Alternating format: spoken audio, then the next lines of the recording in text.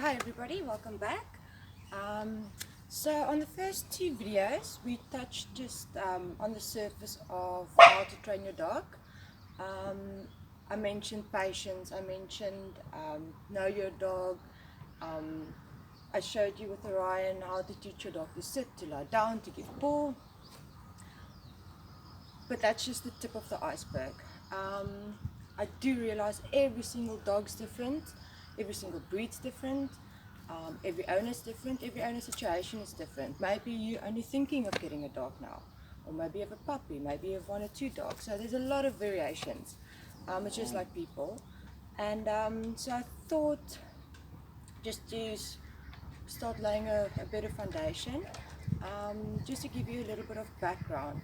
So just teaching your dog to sit or to give paw or to lie down, that is a very good basic, but that's not the end all and the beginning of all.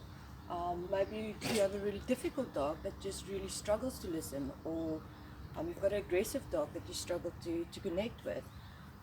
All these things play a role in how you teach your dog and what you teach your dog. So just tricks is one thing, but that's a base of obedience training, so that they will listen to commands and you teach them to listen to you and give a, like I mentioned, you give a positive connection with the dog with the command. But that's not the end of all, and that's at the beginning and the end of all. Most people have a 9-to-5 job. You maybe don't have that much time to spend with your dog, but try to at least do a 5-minute obedience training, what I call. And especially if you've got a high energy dog, you have to make sure that dog gets enough exercise. And if you've got a clever dog, get enough mental stimulation, especially with your border collies, or that's just one of your high energy intelligent dogs. I do have two of them, and I've had them for a very long time. They've traveled with me, they've been with me all over. And again, if you have a normal 9-to-5 setup, a normal yard, you've got something like a border collie, they will tend to get aggressive and frustrated because they've got all this energy and all this amazing intelligence, and they get frustrated. So in that sense, just be patient, make sure your dog gets enough exercise, gets enough attention, and with the training it gives a bit of mental stimulation. But that's not the end of it. Even if you take your dog out for a run every day, try to do variations. They need different smells, they need different environments, they need to meet different people, they need to meet different dogs, and that all plays a role in the in your dog. Like you'll see, my dogs are just lying around at the moment, and with having a dog, and especially if having more than one dog, there has to be a hierarchy. So not just with your tricks and your everyday lifestyle. Sorry. When you give them food, don't just put the food down. Make sure they know who eats first. You have to tell them to sit and stay first. You think, oh, shame, they stay hungry. But if you don't enforce that, you're just going to spoil your dog. And it's like a child, you don't want a spoiled dog or a spoiled child. Like I mentioned, you've got different personalities, different breeds. I'll try to introduce you to some of them. You've already met Orion. Orion, come. And every day I will also give a bit of a background of each of the dogs, and they have different personalities and they all have a different connection with all the other dogs and the other animals on the plot. If I foster, they choose who they like, who they don't like.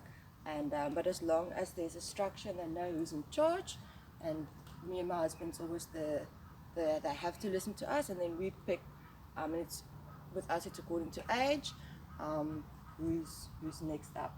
So Ryan, he's got a toy there now.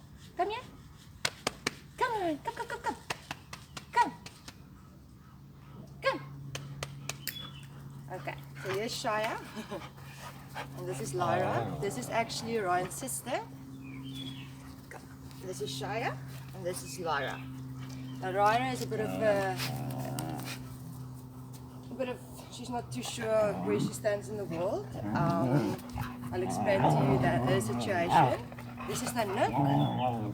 Shaya is very vocal. And then look, is a Malamute husky cross, lasky, and he's got very bad hip dysplasia, and that's also why we've got him, because it's a bit of a special case.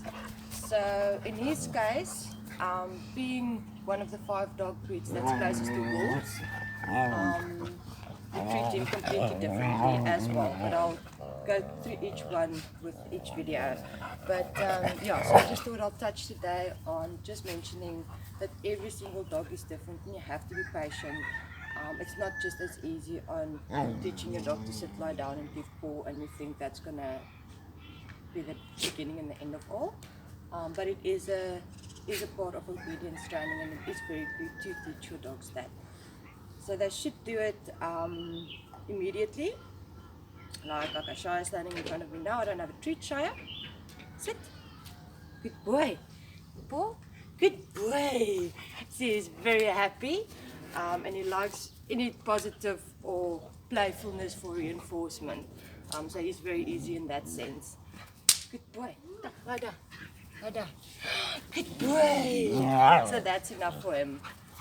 He just wants to play. He's also still very young, and I'll still go into his background. He also doesn't have a very rosy background.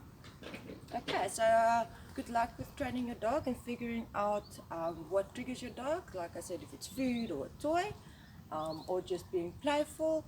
And yeah, so just keep on practicing your sit, lie down, and to give paw if your dog doesn't tend to scratch.